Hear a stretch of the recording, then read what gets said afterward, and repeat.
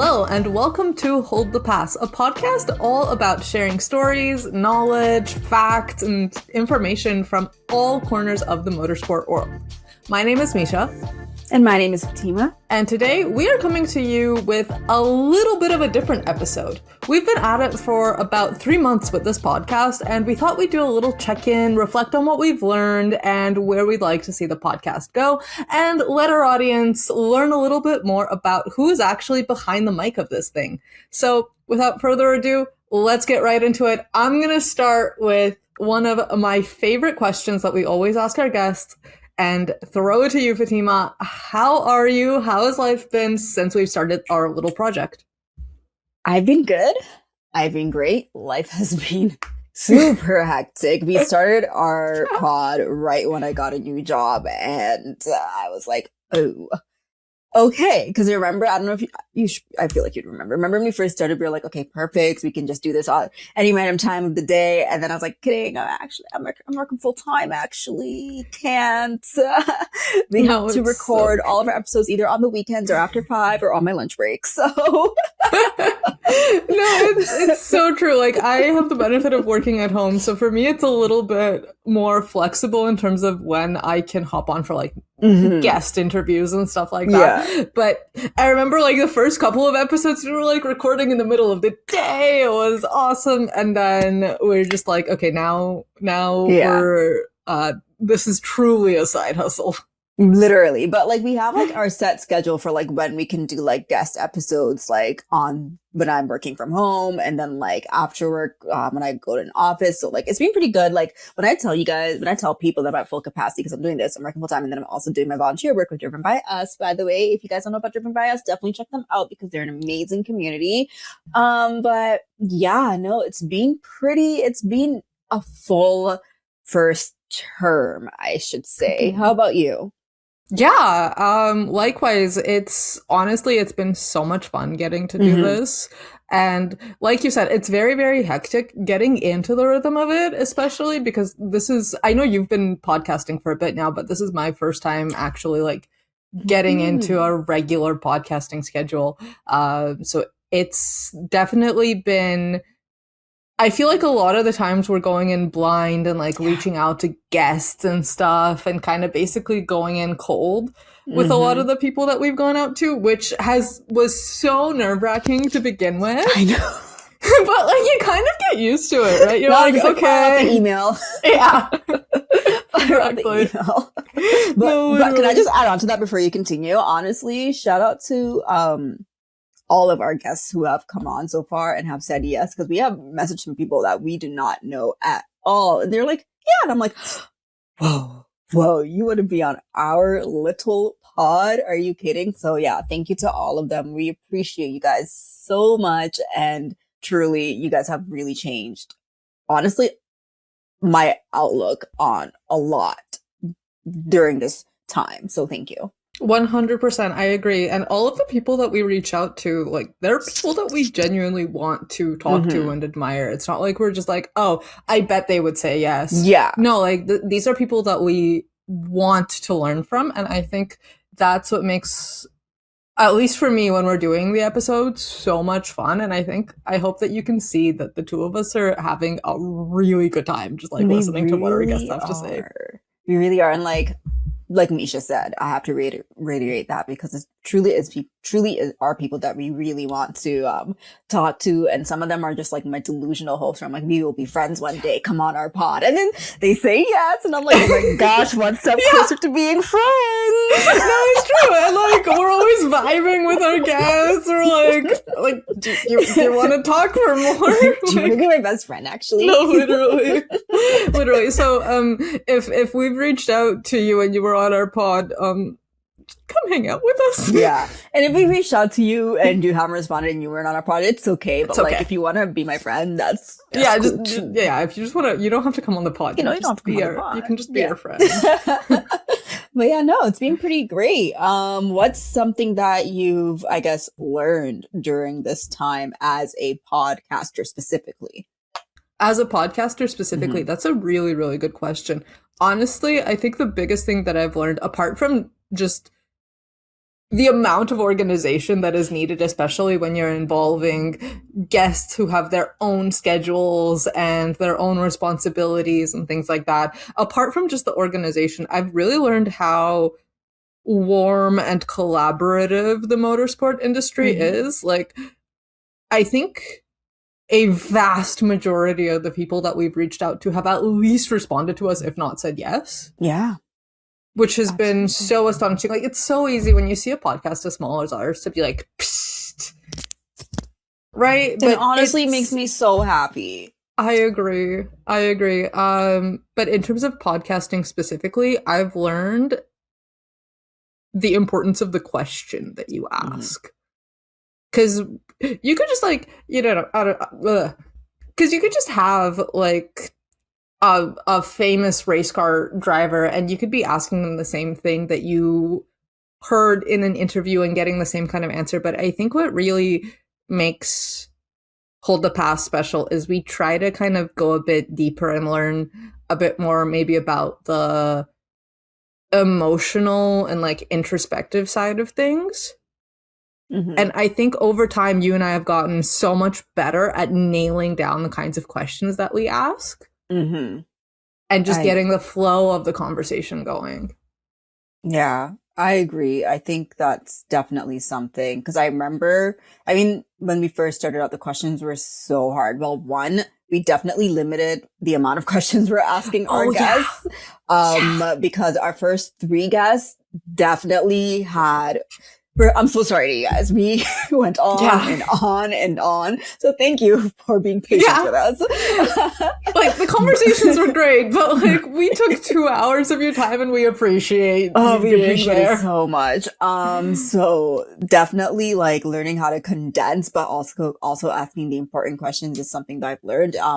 Still figuring it out, how to use my tools, aka my mic, because I still don't know how to fix that. Hence why I'm using my earpods right now. And also definitely something that I've learned with podcasting that I think is something that I will be carrying on in just like my life is patience, grace, and that like honestly I can take rejection truly. Like all 3 of those things. When I say grace, I mean grace to myself and also our guests as well. So grace in the sense of giving myself and our pod grace. Like, we're still very new, and like while we may not have all the high numbers, yada yada, that's not what it's about. And just like recognizing that we've been so lucky in the past however many months with all the people we've had and like the people who supported us, and that's amazing, you know. And then like patience and just being mindful of my time, your time, our guest's time, Kevin's time. Kevin is our lovely producer. Shout out to Kevin. Honestly. And then my little sister joined our little team recently. Yes, shout out to Miriam. Shout out to Miriam. But like just being patient and understanding that, you know, we all are in this together. Our guests are so lovely to be even wanting to take time out of their busy schedules, especially like the guests we've had have all been people who are very, very busy. So just being patient and understanding that, you know, we don't need a response right away. And like for them, like PSA to all of our guests, like if you take like 3 weeks to respond, you don't need to like, oh my God, I'm so sorry. Like we understand. We are, please, I promise you it's okay. It is so okay. Because I know I'm the worst person at responding back. So I cannot be mad at someone else for taking their time when I know I'm bad. So please, please, please, we understand life happens. And then rejection. We all go through rejection. When we receive emails, actually, you know what? We received 1 no. I take that back. We did receive 1 no, but like most of the times it's either yes or we just don't get a response. And that's fine. Even the no that we got, it was like understandable, you know? Yeah, exactly. And like you said, if people don't respond to us, like I don't really take it personally because chances are it got buried in their inbox. Like I know you and I, the amount of emails we get just like either spam or like whatever. And we're not even in the motorsport industry. Like nobody's knocking on our doors to like interview us all the time. Except for our good sis, Ava. Shout out to Ava. Yes, shout out to Ava. I do believe soon. Exactly. I do believe that's going to be our next episode. Is a very special Is it our next episode or the week after? You're TBD. The planner. I think it's June 17th. June 17th. Yeah, I'm the one in charge of our calendar. I was like, it's just synced to my phone. June 17th, we have a very, very special episode coming out. Hint, hint. You might see us on a different podcast the week ahead of that, which we're so excited for. I remember, I hope it's okay for me to go a little bit into like kind of behind the scenes of this, but we recently got our very first invitation to guest on somebody else's podcast, and just like the joy that it brought to us, and just like, oh my God, like we're part of this community. Let's go. Oh my gosh. Sorry, you go and I'll tell you what else. No. That's all I wanted to say is it was just such a special moment. And it means so much coming from like where we are. We're just at the beginning of our journey, and I'm so and it was excited such a good episode too. It was such a good episode. Like Misha and I went into it like kind of scared because these are professional questions, and we were like, we were like, wait a minute. No, it's true. We're like, but we learned so much from that too, right? Like so much. Like that's exactly how I felt. I don't know if you remember this, but when we were interviewing Alana and she was explaining something to us, and she was like, "You guys are pretty close enough to the industries that you would understand." I said, "Yes, we are, Alana. Thank you." Oh my gosh. I was like, I am in the industry. Is that an industry professional is saying that I'm in the industry? I know. A driver is saying that we're in the industry. I was like, okay. And then when she was speaking, I was like, yeah, I do know what you're talking about, actually. I do. Because I'm pretty close to the industry. Yeah. No, for real. Okay, but speaking of being really, really close to the industry, I know we touched on it like super, super briefly in that very short episode we had at the beginning of our podcast, episode 0. But I want to dig a little bit deeper into how you and I got into motorsports and why we really started this podcast and like where all of that came from. And you mentioned that you had you are doing some work with Driven by Us. So do you want to tell me, let's go to the very back, very, very, very back. Like, what really got you into motorsports? Oh, gosh. I feel like, do you remember when you interviewed me, like, way back when? Oh, true. Yeah. You were, I think you were one of my very first interviews ever. You're the first person to ever interview me. That's so hilarious. How, like, full circle is this? How full circle. And you know what's really funny for our audience? Misha and I have only known each other for like a year. Yeah. So for like really quick context, I used to have a blog that I wrote on my articles on, and I wanted to get into more like journalistic type stuff and like interviewing people. And I had seen Fatima's work. We had kind of like messaged / commented briefly back and forth with each other on Threads. That's how we first met. Misha responded back to something I said on Threads, and I was like, cool. Yes. The Threads was our origin. And now I don't think either of us use it. No, literally. And now we like talk every single day. I know. But Threads are our origin, yeah. Yes. And then we actually did meet, like, by the way, we met. Yeah, we met in person, I think at the Toronto Indy last year. It was my event. Oh my God, it was your event. It was your event. You had a wonderful event. Which I will be doing more of. I really just have to get my life together. It's fine. But yeah, go back to your context. I think that was it. I had a blog. I interviewed you for it. Yeah, so Misha, back to your question.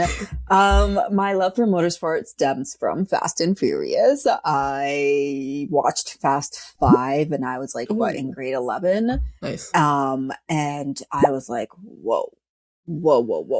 That's like when I truly fell in love with cars. Like I've always liked cars, but it was my cousin. He came over and we went to the movies. Don't know why he took me and my sister and his brother. But anyway, we went to watch Fast 5 and the movie theater was packed. And I fell in love with Fast and Furious. I went home, binge watched all the movies I came prior to. And then I was like, I'm going to be a street racer. And then I was like, that's not very smart. Oh my god. I literally said I was going to be a street racer and I was like, you're not using your brain, Fatima. Oh my god. So yeah, so that's genuinely where the love of cars came from for me. And then I think you know this, but for our audience, I've always been a Lewis Hamilton fan before I even got into Formula One. I've always just known who Lewis Hamilton is because, again, he's Lewis Hamilton. Also, Lewis Hamilton tracker. Ding. I used to like have a little tally, like honestly. But yeah, I've always been a fan of his, and I've always like whenever like I would turn on the TV, like random cable TV, and I'd see like NASCAR, I'd be like, yeah, whatever. But like I thought racing was cool, and then my dad told me the story about Schumacher, and then I love a good Wikipedia, you know me. I love a good deep dive, and I found out the entire story about Michael Schumacher, and then 2020 something. I don't know what 2020 something it was. I was doing my post grad and, I saw people were talking about Formula One, but I was like, I get FOMO real bad. Oh my god. I get FOMO real bad. So finally I was like, okay, Formula One, Lewis Hamilton, Michael Schumacher, everything's like kind of clicking. And then I was at work one day and I was working from home. So this was definitely COVID era. I was working from home and I was like, you know what? Let me go on Netflix. And I turned on a little documentary called Drive to Survive. And I was like, cool. But then I was upset because Lewis Hamilton wasn't even in the first season. So I was like, what am I doing here? Yeah. I was like, so I think I watched maybe the first 2 seasons. And then again, because I like history and I like knowing things, I was like, this show is not giving me what I need. So I was like, let me just watch the actual sport. And my first race that I watched properly, I remember it was Brazil 22. And that's when George won, right? Yes. It was George's race because I remember him crying. And the rest is history. I love that. Yeah.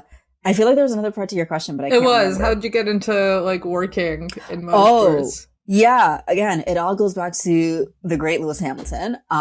During that time, there was a lot of racism. I mean, there's always racism, but there was a lot. And I could not find creators that looks like me, that thought like me. Like the only creators that I really tuned into were at that time was Quick Stop Podcast because they were Black. And I was like, there has to be more out there. And there were, but like so few.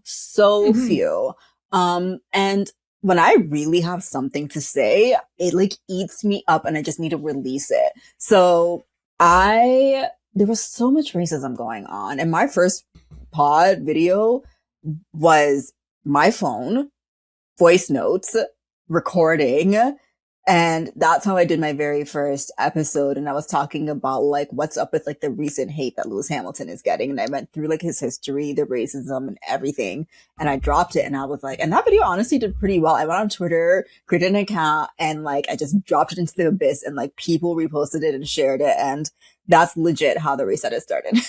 That's incredible. I didn't know that. I didn't know that it was like all on like voice notes. Yeah, the audio is so bad. Oh my god. Re-record. Honestly. And I didn't show my face because I was like, I want this to be a faceless account. Yeah. And then I got lazy because, I hate editing. And I was like, I can't do this anymore. And that's why I started showing my face. Oh my god. Yeah, the lore. I know, but that's my story. Tell me yours. Actually, give me the full lore because I don't think I know it. Okay, so my very, very, very first interaction with motorsports actually came through an ex who was super into IndyCar. It's giving Tasia. It is giving Tasia, actually. Her story reminded me of it a lot. And yeah, super into IndyCar. I got into it as well, mostly kind of in support. And then their interest faded away, and then mine did in turn. And then I kind of forgot about motorsports for a while. I think I've spoken about this on a previous podcast. I think it was the one with Landon and his dad, Cameron. Yes. Watching Rush. And that, to this day, is one of my favorite movies, period. But even that was not enough to get me into, like, following Formula One and motorsports. You know the story. I know where you're going with this. You know the story. The thing that got me into Formula One is the stupid do Max Verstappen song. I heard it on a TikTok, not even related to F1. I don't even know how I got to it. But it got stuck in my head. I was Fair. singing it for weeks, not knowing who this man was. Looked it up. Next race was the Canadian Grand Prix, and the rest is history. Yeah. But similar So, to you, sorry, go ahead. no, I was just going to ask you about like the blog and everything. Yeah, similar to you, like once I have something in my head, like I absolutely like I cannot like it has to come out. It has to come out. And for me, I think it was the race. It was one of the McLaren races. Racing Thoughts 2024 Formula 1 Belgian Grand Prix. I was close. You were 2024. You were right.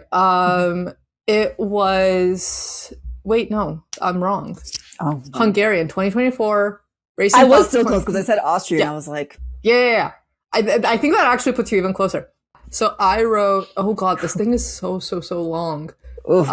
Misha, the discourse was so long. So the Discord was awful. So that was my first post. And then I realized I really enjoyed writing about F1 and I just got into it. And after every race, I would find something to analyze. I remember looking up like scientific papers on like the rubber components of F1 cars when George got disqualified in Belgium. And like I did an analysis on that. Wow. Like, okay. That's crazy. You were in it. I was really in it. And then I was like, at the time I was unemployed. So I was like, I wonder if I could find somebody to hire me to like actually write. Yeah. And I reached out to people at FanApp. They liked what I did, and I started writing for them, blah, blah, blah. And the rest is history. The rest is history. In the meantime, both of us got into content creating. Like crazy people. Like crazy people. Here we are now making a podcast, which is also a form of content. Honestly. But honestly, it's been so fun with us making a podcast. So I guess with that, what would you say is what's your vision for Hold the Pass? Because I don't think we've actually discussed this. Because I know I have like a vision for the future of Hold the Pass, and I wonder what yours is. I mean, we have kind of like an idea of like what our pillars are to kind of give our audience a bit behind the scenes. But what I would really, really love for us to grow into is not just a motorsport podcast, because I think both of us are really big fans of sport in general. I know from just what you and I have talked about, we both kind of grew up around it all the time. So what I would really, really love for us to be able to do is explore all of the different aspects of the sporting world outside of just the huge faces that are at the front of each individual sport. Of course, yes, I would love to interview Lewis Hamilton. I would love to interview Novak Djokovic. I would love to interview Kyle Lowry or LeBron James or whoever. Kyle would be so amazing. Oh my god, he's like one of my favorite athletes ever. Like genuinely, the Canadian GOAT. Yeah. Anyway, we just went off. Oh, Canada, thanks. That 2019 championship just like came through both of our heads, didn't it? Yeah, it did. But yeah, I would really like for us to be able to explore kind of the sides of of sport in general that you and I have seen, the little spaces, the people that kind of make a community, be it a fan community or the actual sporting world. Does that make sense? Oh, that makes complete sense. And of course, I agree with that because we've discussed this prior and it's in our pillars as well. And that is, we definitely do need to start. We do have something in process where we're going to do that bridge where we start discussing other sports. So like there is a bridge coming. So for our motorsport fans, motorsport is still like our heart, but we're also going to venture out. So that bridge will actually be coming soon. And then from there, we're like Misha said, like we want to know more about like everything, not just like the big faces, which of course, like Misha said, Lewis Hamilton, even like, my dream is Anthony Hamilton. Yes. I would love to have Anthony Hamilton on the pod, but honestly, even his brother, because I told you this, I read his brother's book and I have a whole bunch of notes, which I should bring up like one episode we can discuss and I can tell you all about the book because I have a whole bunch of notes on it. Yeah, it was a really good book. And for me, everything you said, but I've envisioned Hold the Pass, like let's say however long we do this for, I really do see us building a community. I want it to be like a space, especially I want us to have a space in the Canadian motorsport scene in particular. That's something that that we're both really passionate about, actually.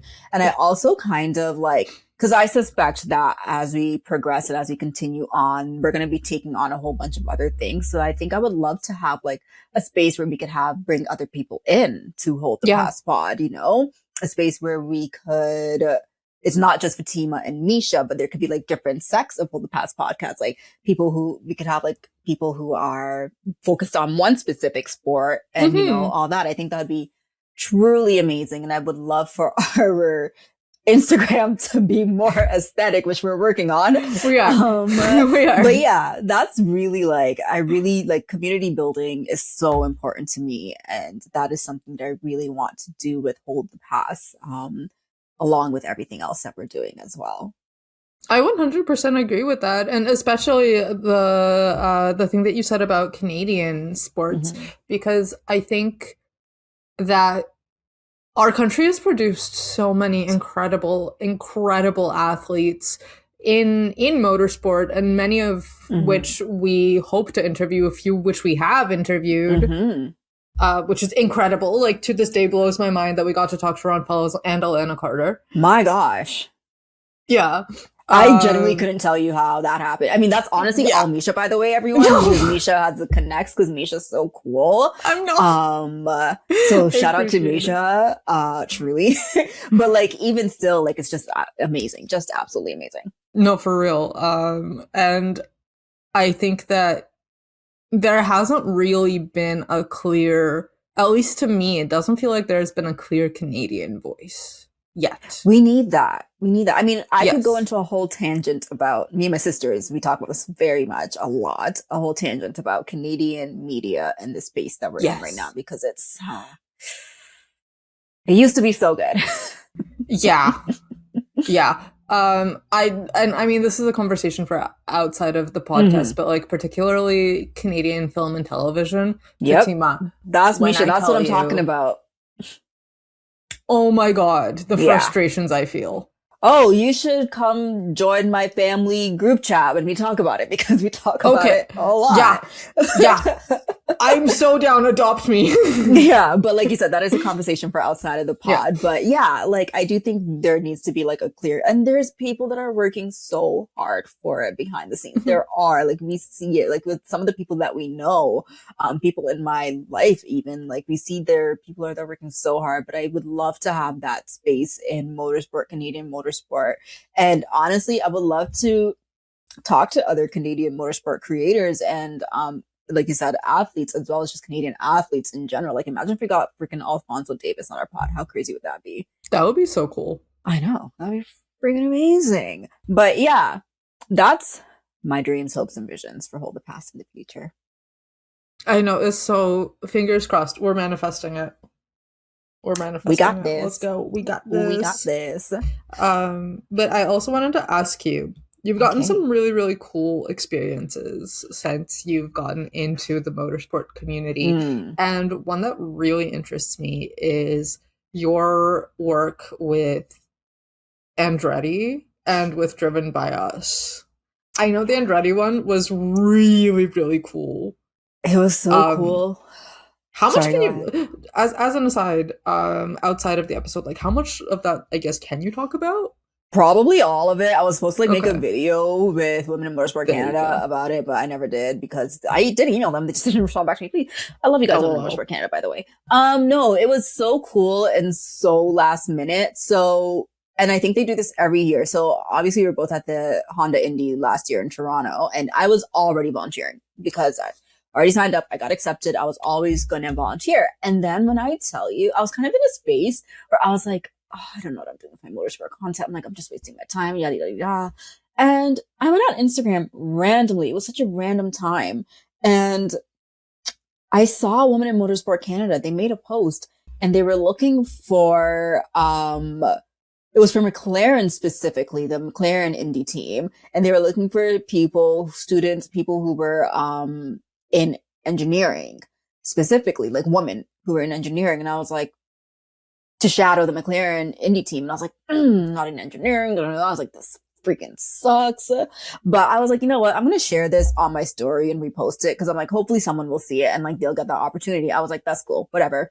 And then I was minding my business. And then like maybe a couple hours later, I was scrolling and I saw that they had another opportunity and it was for engineering and it was for, not engineering, it was for Andretti and it was for people who were, they were students and they were, it was like social media essentially. I was taking classes for global sports, fandom, just to kind of like, cause I knew I wanted to pursue motorsport and like pursue kind of like, and I just wanted to get some further education on it essentially. So I was like, okay, so I am a student technically. And so essentially the application was, it was Women in Motorsport Canada who was in partner with Andretti.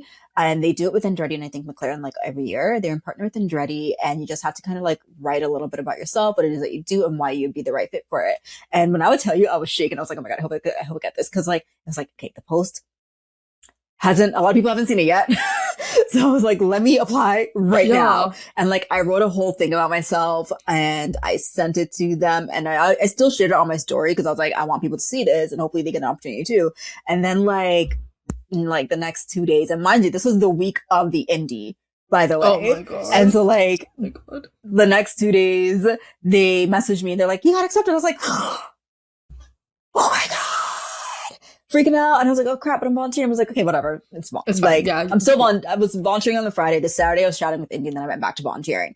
Nice. So then the Saturday I went bright and early and I met Hannah from Andretti, who was their social media girl, but you know, she's now working with Cadillac F1. I know. And she was so super cool. And Women in Motorsport Canada had their representative there as well. And we were with them all day. It was me and another girl who got selected. And she's actually an engineer, or she's in school for engineering at, I think, McMaster.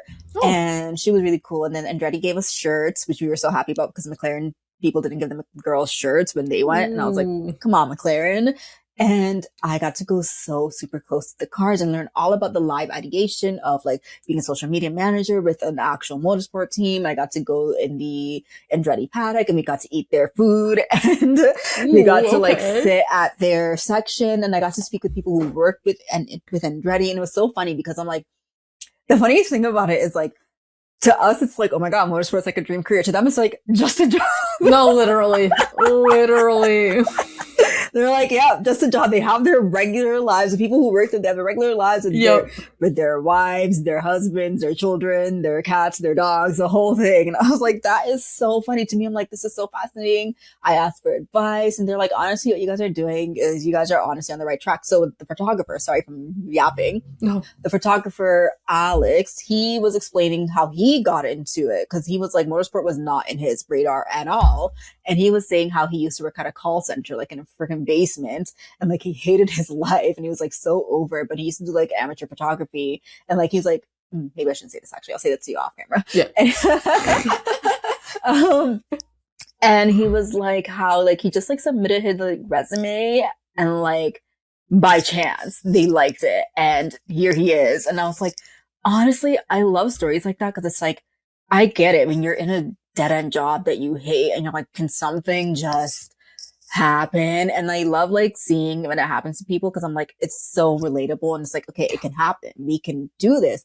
Anyway, long story short, super freaking cool. I got to go into the trailers of their car. What? And like, it was such a magical day. That is incredible. Also, something that you said reminded me again of our Tasia interview. I feel like we talk about that interview so much. It was a really great interview. Go watch it. Iconic. Both you and her talked about the last minuteness of motorsport. Oh. Yeah, I learned. If there's one thing that I learned, it is that motorsport waits for no one, including itself. And that is too good, Misha. Everything is so last minute, like as late as they could push it. You have to be on your P's and Q's. Watch that email. Yeah.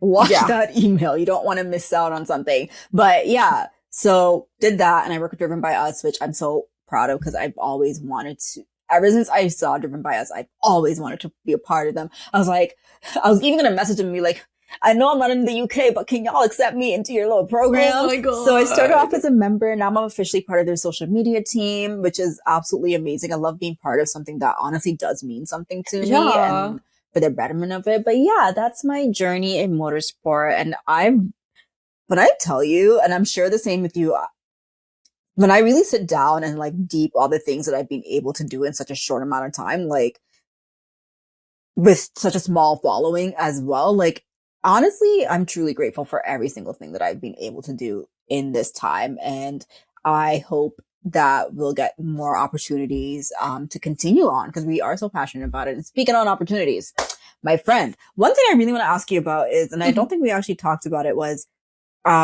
your time at it was like the Red Bull. The livery thing. And also obviously like IMSA, when you went to the Canadian Motorsport Park. I can never say our name because it's just so long. I know. But yeah, tell me more. Okay, so especially about the Red Bull one. Okay, so that one was crazy. So we got into it completely by accident. Basically what happened was, ahead of the Canadian Grand Prix, because there would be an F1 Academy race that weekend, all of the F1 Academy teams were coming in, and for the Red Bull team, their driver Alicia Palmalski had a custom livery that was designed by a Canadian muralist and painter, and they did the livery reveal in Toronto.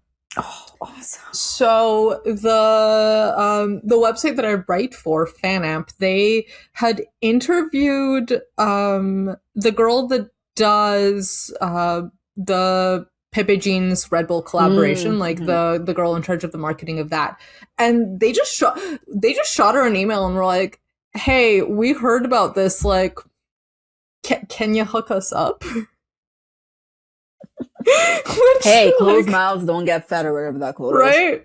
Like, just goes to show, like, no matter where you are in the industry, like, take the shot. Yeah. Take the shot. And our leader took the shot, got us invited to the thing. Like, the girl was like, yeah, of course. Like, you have 4 passes waiting for you. Like, let's go. So we went. It was a beautiful, beautiful event. There were a lot of kind of little stations and activities.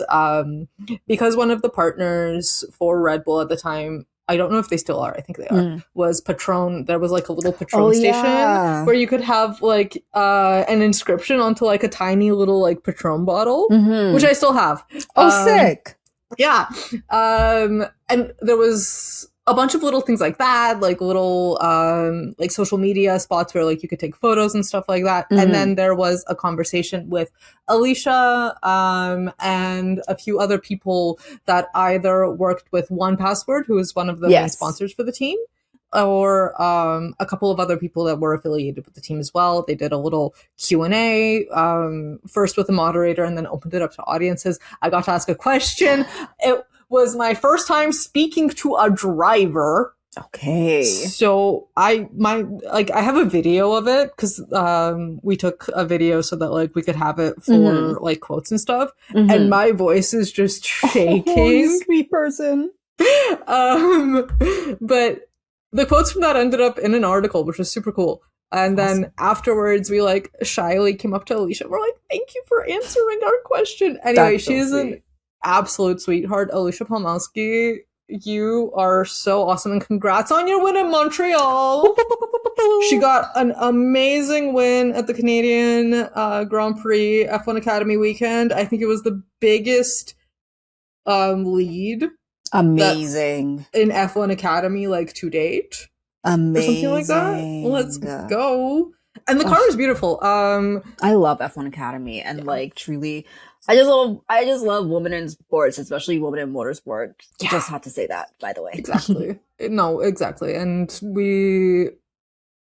what I really appreciate about F1 Academy, as an aside, is that it is very much like Susie Wolf keeps emphasizing, like, this is not a women's racing series. This is literally just to get them exposure, because there's not enough opportunities for women. There's so much negativity around F1 Academy. I'm like, you guys, this is a feeder series at the end of the day. I'm like, you guys are only seeing the driving. You guys, like F1 Academy, if you go and read what they're actually doing, like they're literally trying to build drivers up from karting.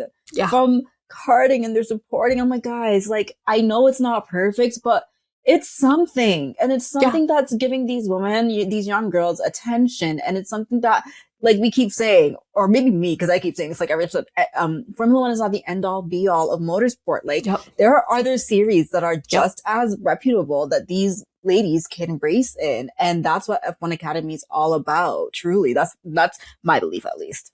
No, I agree, and you see a lot of them do continue on in other series, which is incredible. Also, shout out to Dorian Pin, our reigning champion, for getting her first shot in an F1 car. Oh my gosh, she's just so cute, like, and she's a beast at the same time. She is. Now, how can you be both?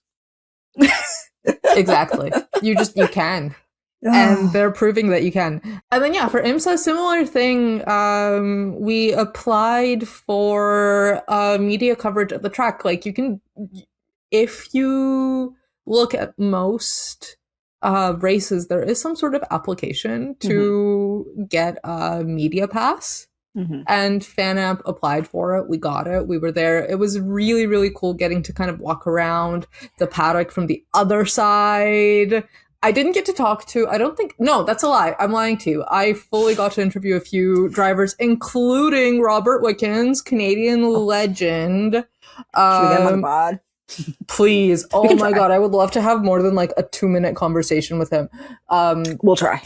That was also literally, I had the dumbest luck with that. I was walking through, it was like the Friday or like the Thursday or something. I was just like walking through the park. And there's a section where like there's a bunch of stands and stuff. And he was just there at his booth, like signing autographs. Aww. And there was no one at the time. So I was like, can I get your autograph, but also interview you? And he was like, yeah, sure. That's so sweet. So that was really, really awesome. But hopefully you and I will get to attend some races. We're trying and we're planning. We just actually have to go. We just have to go. We just have to go. Okay, before we wrap this up, this is completely random. It has nothing to do with actually anything we're talking about. Love. Free promo but everything that we talk about right now is free promo because we're not going to pay for anything. But exactly. I just have to make a PSA. This is so silly. I love it. I'm here for it. Pringles. Pringles. This is my favorite Pringle that you guys have ever made. I have been obsessed with it and I just like, please don't discontinue it. I'm begging you. I am begging you. Like, genuinely. I have put people on this. I have put people on the Mexican street corn. I'm obsessed with it and Pringles. Please do not discontinue this. Thank you. That's all I have to say. Give Fatima a lifetime supply. No, seriously. Mexican sweet corn Pringles. I bought 2 today because I was like, I'm going to buy 2 before. So they just in case. I'm like, let me buy 2. I do that too with like my favorite snacks. I'm like, let me stock up. Literally, I walked back into office and everybody were like, okay. I was like, don't worry about it. No, literally. Super quickly, as an aside, again, nothing to do with anything. When I was living in Japan, they have these like flavored soy milks. They're starting to pop up in Canada now. Cool. And they have like standard flavors. There's like banana, chocolate, like tea flavored, blah, blah, blah. Okay. But they also have seasonal flavors. And there was like a pumpkin flavored one. I can get behind that. I just went nuts over. I would buy so much of this soy milk. Oh my God. And then it was there. I was like, okay, it's like a winter flavor. Like, let's go. Next winter, I was like, it's gonna be pumpkin soy milk time. Yeah, never showed up again. Never showed up again. No, that's so heartbreaking. That's the heartbreak of like Japanese seasonal flavor. So Pringles, please do not make this a seasonal flavor. I'm begging you. Ever since I discovered it, I've loved it. Oh my God. I have to try it. Dude, I just discovered it like 2-3 months ago and I've been obsessed. I literally make everyone try it and everyone likes it. So oh my God. Clearly they're doing something right with it. But all right, guys, this has been such a really honestly kind of felt like emotional. I don't think it showed, but like it's been a really good episode and maybe like a cathartic episode for at least myself. Just reflecting on Hold the Past Pod and hopefully what we can continue to achieve in the future, because we've done so much already that I'm so extremely proud of, and it's been such an honor doing this alongside of you, Misha. I truly, truly could not have done this without you and with anyone else. Like, we just clicked. Yeah. We just clicked and we got along so well. And the fact that we both decided to take this on and be serious about it and make it work. Thank you. Thank you. Thank you. Thank you. That's all I have to say, Misha. No, likewise, I have to echo the sentiments. I don't know that I would have been able to get myself together in a project with anybody else. And I think that's owing to the fact that you and I have become friends outside of motorsports. Absolutely. And like you said, we just click. We're kind of on the same page about a lot of things. We function similarly, but different enough that like it works. Exactly. And it's so random. Like, so genuinely so random, but it works and I'm happy that it works. Likewise. Just one more thing, super, super quickly for our audience. If any of you have a question for us about the show or about anyone that's been on the show or about anyone you want to see on the show or in general, or any topics you want us to discuss. Exactly. If you have any questions about anything, please let us know. We're always looking for input from you guys. Like Fatima said, we want to build a community, and you are absolutely part of that community. So. And use our email, man. Please. Yes, use our email. And for our audience, this has been the Hold the Past podcast. I've been your host, Fatima. And I've been your host, Misha. And this was such a wonderful episode to film alongside of my wonderful host, Misha. And we hope that you guys liked this episode as much as we enjoyed filming it. And if you did like it, please don't forget to like, comment, and subscribe and share as well. You can find us on Instagram and TikTok at Hold the Past Pod. And you can also find us on YouTube at Hold the Past Pod. And you can reach out to us anywhere and anytime through any email that you use at holdthepastpodcast@gmail.com. Thank you all so much, and we hope you have a wonderful, wonderful day. Bye. Bye.